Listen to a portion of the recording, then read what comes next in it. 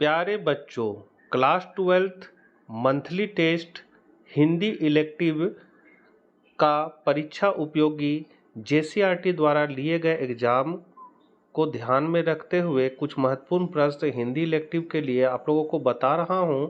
Channel पर आप पहली बार है तो जरूर सब्सक्राइब कर ले, क्योंकि इसी तरह महत्वपूर्ण प्रश्नों की जानकारी इस चैनल के माध्यम से समय समय पर आपको मिलती रहेगी। तो चलिए हम लोग आज कुछ नया सीखते हैं। तो सबसे पहला आपका हिंदी इलेक्टिव का पहला क्वेश्चन है, संबंधिया शब्द का क्या अर्थ है। तो संबंधिया शब्द मतलब होता है संवाद वाहक, मतलब संवाद को जो एक स्थान से दूसरे स्थान तक पहुंचाता है, तो इसको हम लोग कहेंगे संवाद वाहक। दूसरा क्वेश्चन है, लेखक सेवाग्राम कब गए थे। लेखक ने सेवाग्राम में किसके आने का जिक्र नहीं किया है। तो यहाँ पर आपका जो करेक्ट आंसर हो जाएगा वो हो जाएगा ग नंबर 1938 के आसपास नेपाली भाई। तो यहाँ नेपाली भाई का आने का जिक्र जो है उसने नहीं किया था। दुख ही जीवन की कथा रही, क्या कहूँ आज जो नहीं कही। पंक्तियों में निराला के किस व्यक्तित्व के दर्शन होते हैं। तो यहाँ इस पंक्तियों में निराला के जो है वो आपका जीवन संघर्ष का दर्शन होता है। तो तीसरा का ख हो जाएगा। यह दीप अकेला कविता में दीप किसका प्रतीक है। यह दीप अकेला कविता में पंक्ति किसका प्रतीक है। मतलब दीप किसका प्रतीक है और पंक्ति किसका प्रतीक है। तो आपका करेक्ट आंसर हो जाएगा ग, व्यक्ति का दीप है प्रतीक और पंक्ति का है समाज। प्रत्येक सप्तक में कितने कवियों की कविताएं संग्रहित है। तो यहाँ पर इसका जो हो जाएगा वो हो जाएगा आपका 7 कवियों की। भारत में इंटरनेट पत्रकारिता का अभी कौन सा दौर चल रहा है। तो अभी जो दौर चल रहा है वो चल रहा है दूसरा दौर। हर गोविंद बड़ी बहुरिया के पैर पकड़कर क्यों रोने लगा। तो हर गोविंद बड़ी बहुरिया के मायके में संवाद ना सुना सका, इसलिए वह उसके पैर पकड़कर रोने लगा।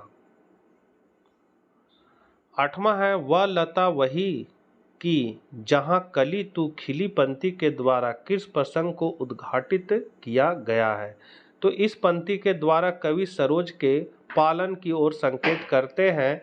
यहाँ लता का माध्यम सरोज की माँ यानी मनोहारी जी है, जो सरोज को जन्म देते ही चल बसी थी। अगला क्वेश्चन है, कवि ने व्यक्ति को गर्व भरा मदमाता क्यों कहा है। तो दीप अकेला कविता में दीप व्यक्ति का प्रतीक है और पंक्ति समाज का प्रतीक है। दीप का पंक्ति में शामिल होना व्यक्ति का समाज का अंग बन जाना है।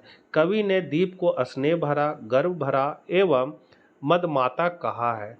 दीप में स्नेह मतलब तेल भरा होता है, उसमें गर्व की भावना भी होती है, क्योंकि उसकी लौ ऊपर की ओर ही जाती है। वह मदमाता भी है, मतलब लौ हिलता है, इधर उधर हिलता है, तो इसको कहेंगे मदमाता है, क्योंकि वह इधर उधर झांकता भी प्रतीत होता है। यही स्थिति व्यक्ति की भी है, उसमें प्रेम भावना भी होती है, गर्व की भावना भी होती है और वह मस्ती में भी रहता है। दोनों में काफ़ी समानता है। 10वां है, जनसंचार के प्रमुख माध्यम कौन कौन से हैं। तो जनसंचार के प्रमुख माध्यम है आपका समाचार पत्र, रेडियो, टेलीविज़न, इंटरनेट, पुस्तक, पत्रिका, फिल्म और सोशल मीडिया। 11 है, बड़ी हवेली से बुलावा आने पर हर गोविंद के मन में किस प्रकार की आशंका हुई। तो बड़ी हवेली से बुलावा आने पर हर गोविंद के मन में आशंका हुई कि आज के युग में संदेश भेजने के अनेक साधन उपलब्ध हैं। बड़ी बहुरिया को अवश्य कोई गुप्त संदेश देना होगा।